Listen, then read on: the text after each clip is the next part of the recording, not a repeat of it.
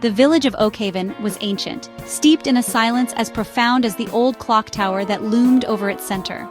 For a century, the clock hands had been frozen, the gears silent. No one dared to touch the tower, fearing some unknown curse. Yet it called to Ilara. Ilara, a young historian with a thirst for the past, felt an irresistible pull towards the silent sentinel. History whispered to her from dusty tomes and forgotten ruins. The clock tower, with its air of mystery, was a siren song she couldn't resist. She had spent weeks researching, poring over faded maps and brittle scrolls that spoke of the tower's legendary past. Now, standing at its base, she felt a thrill course through her. This was no ordinary ruin. This was a place where time itself seemed to hold its breath. The old oak door creaked open, as if inviting her into its silent embrace. Ilara, her heart pounding with anticipation, stepped inside. Dust motes danced in the faint rays of sunlight that filtered through the grimy windows.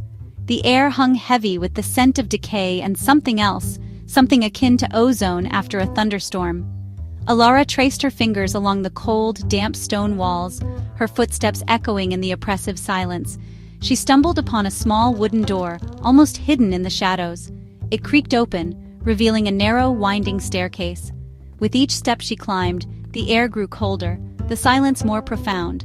Finally, she emerged into a circular chamber, dominated by the massive clock mechanism. There, nestled amongst the gears and levers, lay a leather-bound journal. It was the diary of Arvind, the last timekeeper of Oakhaven. Arvind wrote of the clock's true purpose, a device not to measure time, but to manipulate it. He spoke of time fractures, of journeys through the very fabric of reality, and a hidden artifact of immense power. Ilara, captivated by Arvind's words, reached out to touch the journal. As her fingers brushed the worn leather, the clock tower shuddered. The massive gears groaned, and the hands, frozen for a century, lurched forward with a deafening clang.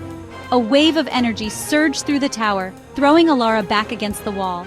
Below, the village of Oakhaven was thrown into chaos. The church bell began to toll erratically, its chimes echoing out of sync with time itself. People wandered in a daze, their words and movements disjointed. The flow of time had been disrupted, fractured by the clock's awakening. Fear gripped Ilara's heart, but it was quickly replaced by a sense of urgency. She had unwittingly unleashed something dangerous, and it was up to her to set things right. Studying Arvind's journal, she began to understand the true nature of the clock and the artifact that held its power. In Section 4, Shadows of Conspiracy. Arvind's journal spoke of a secret order, the Keepers of Chronos, who sought to control time itself. They believed that by harnessing the power of the clock and its artifact, they could rule the world. Arvind had discovered their plot and had hidden the artifact, scattering its shards across different timelines to keep it out of their grasp. Ilara discovered, with a growing sense of dread, that Arvind's entries ended abruptly, the last few pages filled with frantic scribbles and a chilling finality. He spoke of being followed, of shadows lurking at the edge of his vision.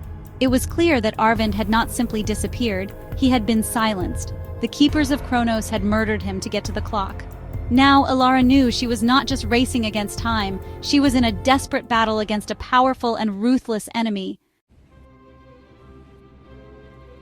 Section 5, Shards of Time.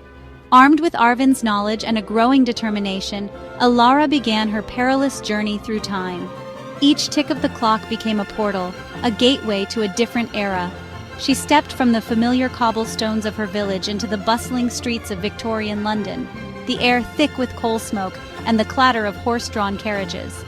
She braved the scorching sands of ancient Egypt, deciphering cryptic clues hidden within the hieroglyphs of forgotten tombs.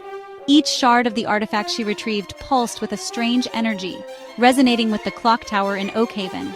But the Keepers of Chronos were always one step behind, their agents lurking in the shadows, their faces hidden behind silver masks.